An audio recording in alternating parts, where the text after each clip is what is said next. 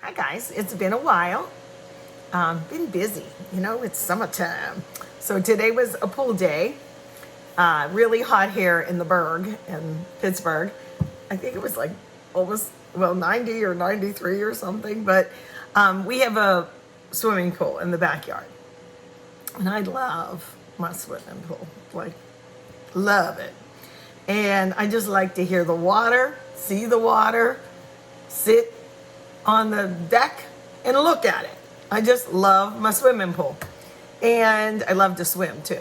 But anyway, we have a saying that if I ask this question to any of my kids, my adult kids, any of my nephews and nieces, any of the backyard neighbors, now any of my grandchildren, and I ask the following question, they all are going to have the same answer. And it's not a question. I just say, swimming makes you, and they fill in the blank with tired and hungry. And that's what I am today. And there was nobody in the pool today but me. So I am so hungry right now. I literally feel my stomach like, girl, that I just shoved the peanut butter cracker in my mouth right now. And I have dinner going. But I thought I had made twice stuffed potatoes before. Years ago when we did potato skins in the restaurants, like when they were kind of new, we deep fried them. We would hollow them out. Meanwhile, not me, but in the restaurant, they'd scrub the potato and then hollow it out after it was baked. Bake it first. Cut it lengthwise so it stands up like that. And then take out the filling, and they would deep fry this part. See, that's what made it so good, was they would deep fry this, but now we have air fryers. So I'm going to spray some like avocado oil or coconut oil, or even rub a little canola on here, stick them in my air fryer, then fill them, then finish them off in the oven. And I think they're going to be even better than the last time I made them because I just put them back in the oven. So I hope you'll stay tuned. Let's go. I love a good potato skin, don't you? Filled with, just deep fry this sucker, put some cheese in there, a little bacon, a little sour cream and chives on the side. Okay, be right back. Okay, I thought I would show you, here's the inside, the guts, if you will, the how I do this last little half. They're hot, so I have a little mitt, which really helps. And you just make this kind of a motion, like as if you're using like a melon ball scooper, okay? And if you go a little deep, it's okay. So I go back and forth a little bit like that. And then at the end, see, I went a little bit deep there, but it doesn't matter. Trust me, it doesn't matter. You don't have to get it all up, but they taste better if they're just all really, truly the skins, okay? So now I thought I am gonna, crisp these up in the air fryer, but what to do with this? A lot of times I'll just look at my fridge and I actually need to go grocery shopping. Ew, what's that? That doesn't look good.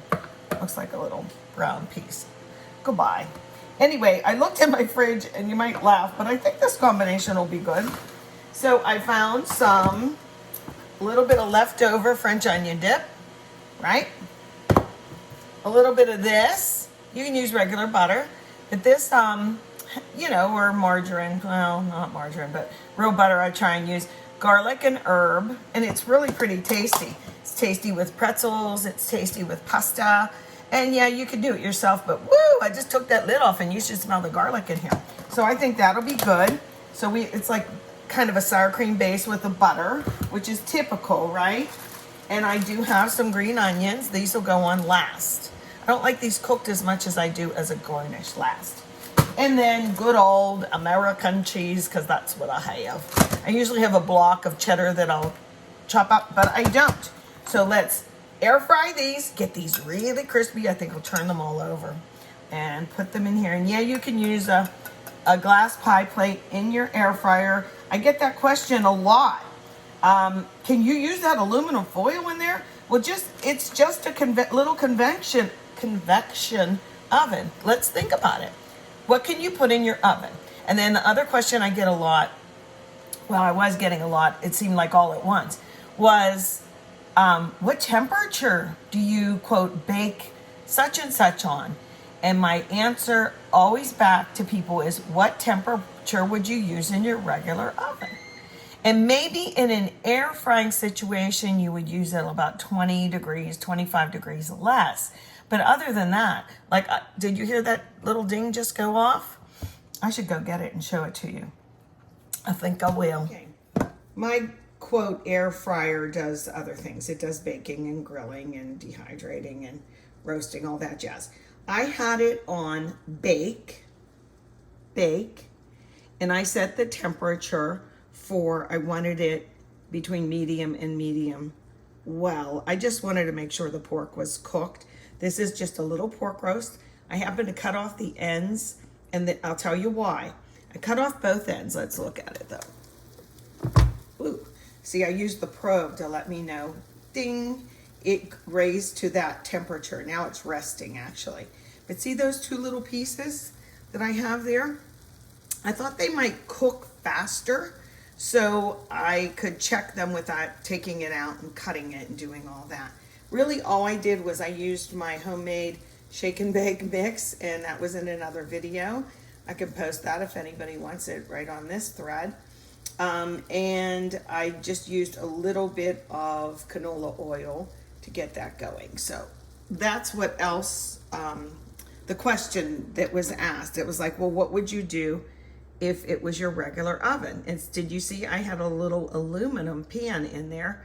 And you could even air fry in the aluminum pan, because people say, oh, but there's no holes on the bottom. Do you have to punch holes? Do you have to make a special trip to the store and get those very expensive sheets that have the holes in them already? No, you don't. All you do is use this, because if it was in your convection oven or regular oven, you would not have holes in the bottom of that particular dish, now would you? So yes, you can air fry in it, because an air fryer is simply a convection small oven. Okay, now back to those potatoes. Move over, Mr. Roast. We gotta make some potato skins. Back to our insides. I decided not to use this.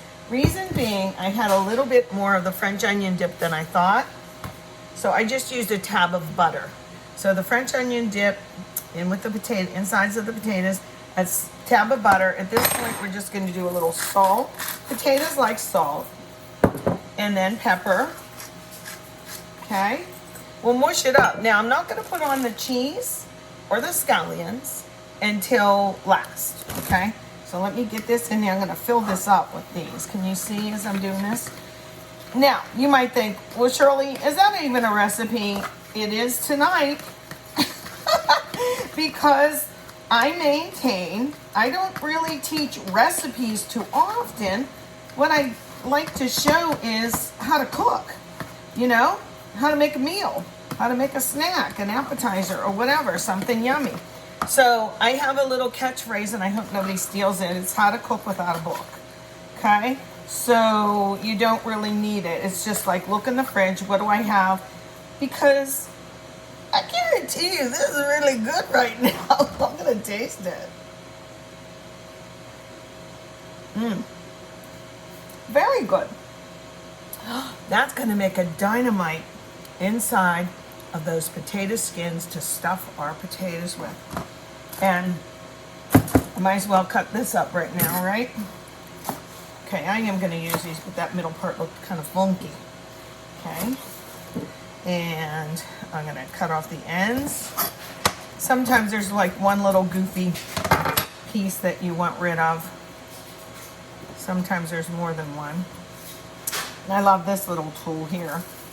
Makes everything really, really small. That's a big boy.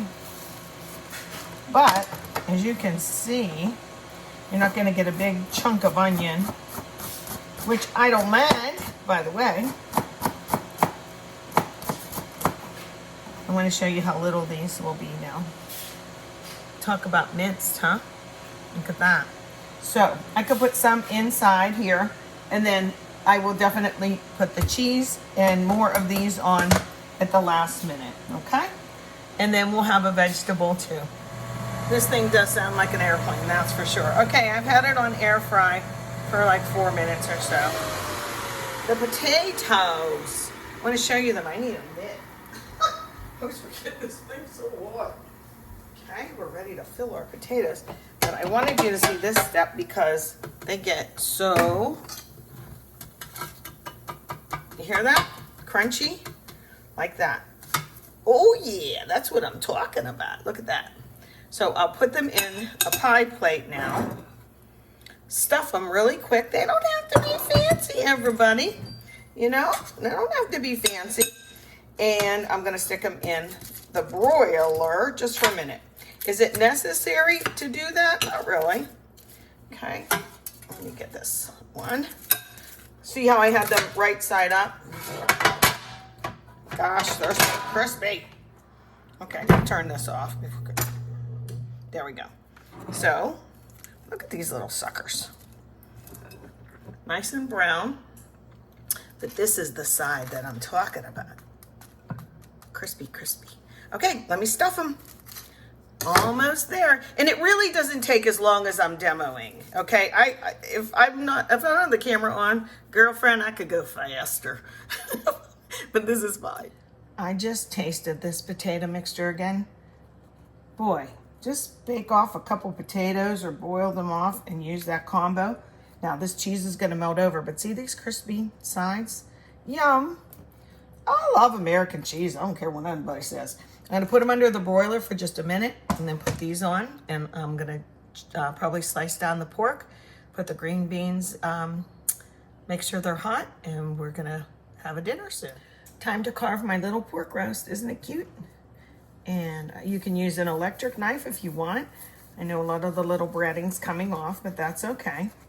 And I wanted to show you, maybe I can do it like this. It's very moist, see? Can you see that moisture coming out?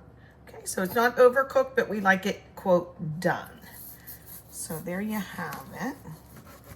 And then I have the other two little pieces that were kind of odd, and I wanted to make sure that they cooked a separate time. Can you see? Like that. Okay. So delicious. Happy eating. Love you guys. Please comment below. And I'm going to put this on YouTube where a lot of you are subscribed, and I thank you for that. I don't get any money or anything for it, but I just really like that you are. And there you have it. Thank you.